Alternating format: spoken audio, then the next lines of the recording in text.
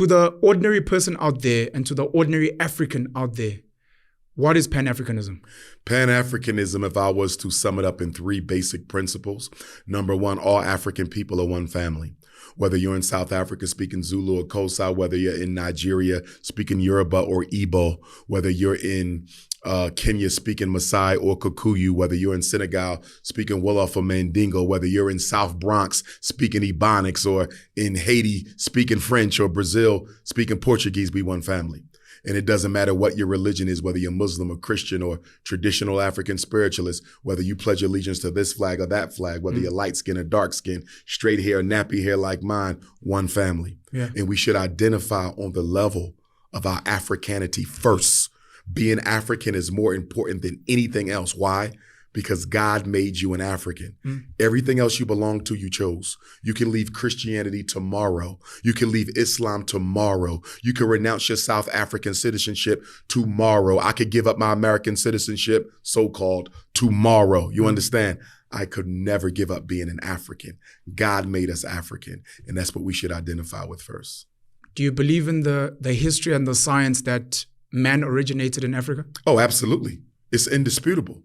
And it's interesting that you bring that up, because right now in America, we have a ridiculous dialogue going on because there's some reactionary, self-hating Africans who are trying to convince other American Africans that they don't come from Africa, that they were already in America. They're positing that America, the American continent, was a cradle of civilization.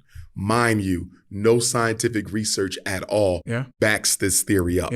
Okay. Even Europeans can't dispute. It's indisputable. The Chinese just came out last month, one of the top geneticists in China, who now stated that the first ancestor, their first ancestor in China was an African, and every Chinese carries the DNA. The East Indians have already done this. Mexicans have done it. So you mean to tell me the people in the diaspora who look the most like the African American, you have nothing to do with Africa genetically? It's ridiculous. But we have to look at the mentality behind that. Nobody wants to be on a losing team. True. And until African people start winning globally, nobody wants to be a part of us. This is why you have Spanish-speaking Africans in the Caribbean who will call themselves Latino or Hispanic. They're Africans, but who wants to be part of a losing team? It's just like when you go throughout Africa, it's not, I still run across Africans who will tell you, I'm French, I'm British, you understand? Because nobody wants to be part of a losing team. But the minute African people get our situation back in order, everybody who don't want to be black will proudly return to the race. We have to give them something to be proud of. The Honorable Marcus Garvey said, the white man has made being black a curse. I'm going to make being black a blessing. He said we have to sell being African back to the African. If life originated in Africa and the original man, woman are from Africa, how do we explain Europeans, Asians, maybe even Latinos? There's a great book written by probably the greatest archaeologist and cultural anthropologist in human history. Not black, but I would say he was the greatest of all time. I'm sure you know his name, Cheikh Anta Diop from Senegal. He wrote a book called The African Origin of Civilization. Everybody needs to read it. This was the scholar who snuck into, I don't want to say snuck, went into the temples of Kemet, took melanin, or should I say took pigment or skin off of the mummies of the pharaohs, came up with a melanin dosage test and proved that the kings and queens of Kemet had to be African based on the percentage of melanin in their skin. It was Cheikh Anta Diop who proved to the world that all 5 stages of modern man originated in Africa.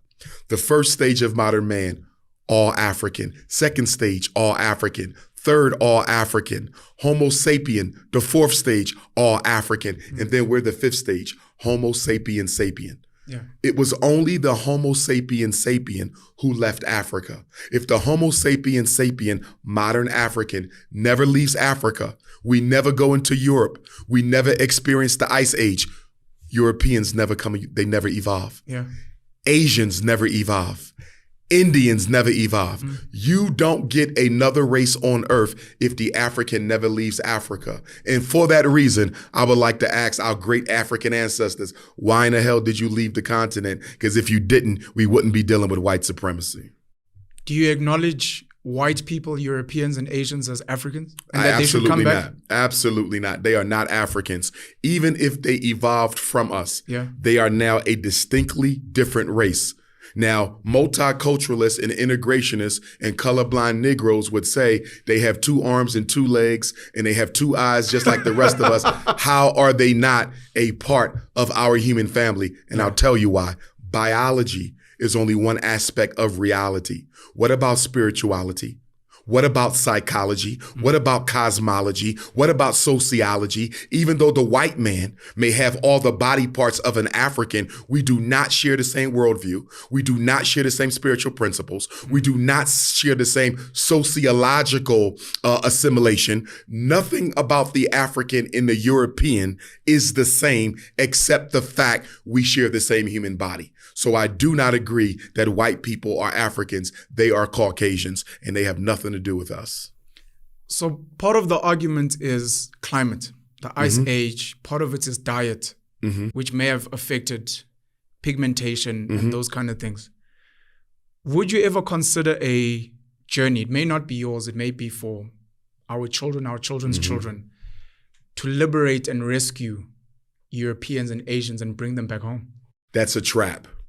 We have to be careful because a lot of Africans around the world have taken on this responsibility of civilizing the Neanderthal.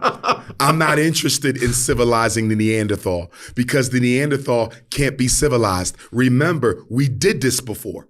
Did we not go into Europe and civilize Spain? Did we not go into Europe and civilize Italy? Did we not already go into Europe and take those backward European tribes and try to make them decent human beings? And what did Africa get for that? You got enslaved. What did Africa get for trying to civilize the white man? You got colonialism. What did Africa get for trying to teach the white man how to live as a decent human being? You got neocolonialism. Every time we try to introduce the white man to human civilization, we suffered. Stop trying to save the white man. Save yourself.